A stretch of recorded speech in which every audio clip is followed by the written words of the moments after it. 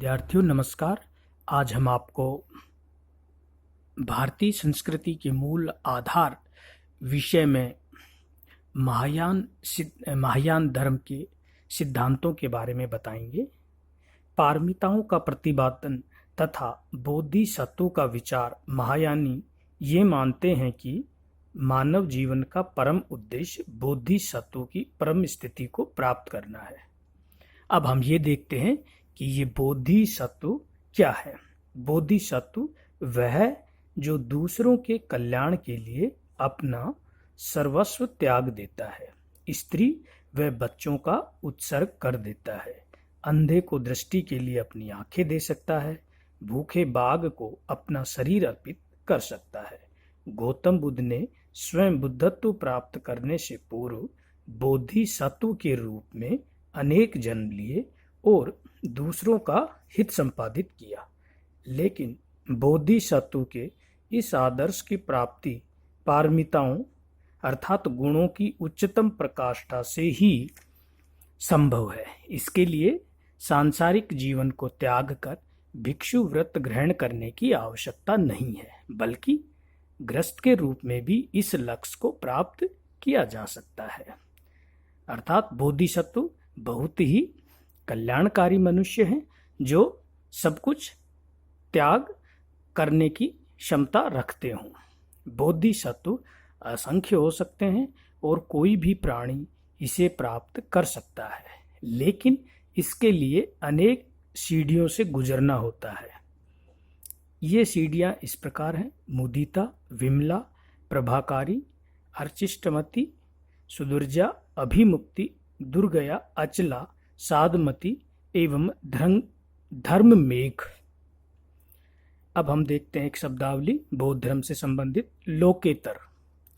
लोकेतर एवं अमानव रूप में बुद्ध की परिकल्पना महासांगिकों ने बुद्ध को लोकेतर सत्ता के रूप में प्रतिपादित किया था।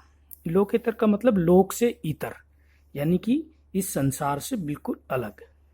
यह मानना कि बुद्ध ने न कभी जन्म लिया और न ही वे इस संसार में आकर रहे हैं। महायान में भी इसी विचार को विशुद्ध रूप से अभिव्यक्त किया गया है। इसके अनुसार बुद्ध अन्य प्राणियों की तरह शरीर धारण नहीं करते, न ही जन्म मरण के चक्कर में पड़ते हैं। वे तो अपनी इच्छा अनुसार किसी भी रूप में और कितने ही समय के लिए अपने को प्रकट कर सकते हैं। लोक में प्रकट होना उनका अन्य प्राणियों से सर्वथा भिन्न होता है। मूर्ति पूजा। जब महायान में बुद्ध को लोकोत्तर एवं ईश्वरीय रूप में स्वीकार कर लिया गया, तो न केवल बुद्ध की असंख्य मूर्तियों का निर्माण किया गया, बल्कि उनके अनुयायियों द्वारा भक्ति भाव से उनकी पूजा भी प्रारंभ हुई। इस प्रकार भक्ति की अवधारणा, जो हिंदू धर्म और परंपरा का महत्वपूर्ण आयाम रहा है, बौद्ध धर्म के महायान संप्रदाय में भी इसे स्वीकार कर लिया गया। इस प्रकार महायान में मूल बौद्ध धर्म की तुलना में कई उल्लेखनीय परिवर्तन दिखाई देते हैं, जिन पर हिंदू धर्म एवं परंपरा का स्पष्ट प्रभाव देखा जा सकता है। बुद्ध की लोकेतर एवं ईश्वरीय रूप में परिकल्पना हिंदू धर्म के अवतारवाद के अनुरूप ही है। अब हम लेते हैं वज्रयान, जो बौद्ध धर्म का एक पार्ट है।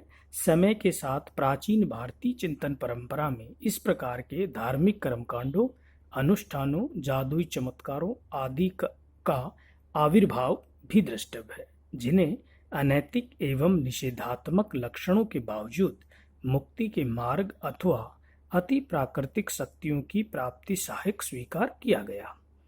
कालांतर में बौद्ध धर्म के वज्रयान के रूप में भी यही परंपरा विकसित होती दिखाई देती है। इसके अनुसार जादुई शक्ति अथवा वज्र की प्राप्ति ही सर्वोत्तम मुक्ति मार्ग है। इस पंथ की देवियों या ताराओं को तंत्रों तथा मंत्रों के माध्यम से पूजा करने वाले पर जादुई शक्तियां आरोपित करने के लिए बाध्य किया जा सकता है। इनमें मांस व मदिरा सेवन, विभिन्न कर्मकांडीय पद्धतियों व बलि आदि प्रवृत्तियों को स्वीकार किया गया है जो बुद्ध की मूल उपदेश के बिल्कुल विरुद्ध थे। भारत में पाल शासकों के संरक्षण में वज्रयान पूर्वी भारत में विशेष लोकप्रिय हुआ, जहाँ से इसका प्रसार तिब्बत में हुआ। अब हम कुछ बोधिसत्व लेंगे। प्रमुख बोधिसत्व जैसे अमिताभ अथवा अमितायुष, इन्होंने मानव मुक्ति के लिए सुखावती का निर्माण किया, जहाँ प्रवेश विश्वास एवं उनके बोधिसत्वों के प्रति समर्पण से अंतिम लक्ष्य प्राप्त किया जा सकता है। दूसरे बोधिसत्व का नाम है सचेत प्रभु।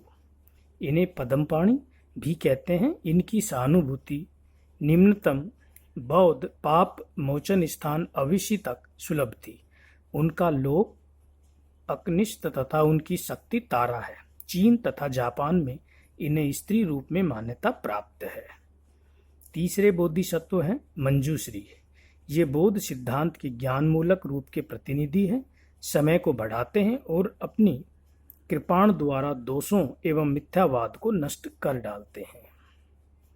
वज्रपाणि अपेक्षाकृत अधिक कठोर बोधिसत्व हैं जो पाप और असत्य के शत्रु हैं।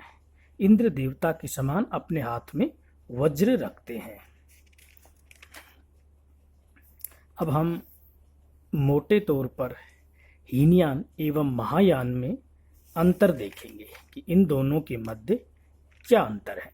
शाब्दिक दृष्टि से हीनयान का अर्थ है निम्न मार्ग, महायान का अर्थ है उच्च मार्ग। यह स्पष्ट है कि ये शब्द महायानियों द्वारा प्रयुक्त किए गए हैं, जहाँ उन्होंने अपने आप को उच्च एवं विस्तीर्ण मार्ग के रूप में निरूपित किया, जबकि हीनयान को निम्न एवं संकीर्ण रूप में। हीनयान में अरहत को स्वीकार किया गया है।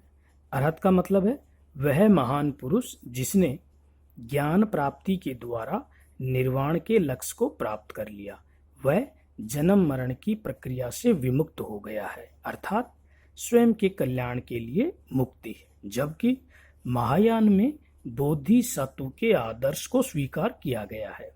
बोधिसत्व वे अति मानव है जो लोक कल्याण के लिए सदैव तत्पर रहते हैं, जो लोगों को निर्वाण के लक्ष्य की ओर अनुप्रेरित करने के लिए बार बार बोधिसत्व के रूप में जन्म लेते हैं। ऐसा माना जाता है कि बुद्ध ने बुद्ध बनने से पूर्व कई जन्मों तक बोधिसत्व के रूप में जन्म लिया। दूसरे शब्दों में बोधिसत्व है भावी बुद्ध।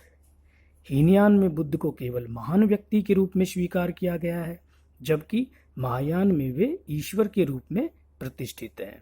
हीनयान के अनुसार निर्वाण के लक्ष्य की प्राप्ति ज्ञान अथवा प्रज्ञा द्वारा ही संभव है, जबकि महायान के अनुसार बुद्ध की करुणा अथवा भक्ति से भी इस लक्ष्य की प्राप्ति संभव है।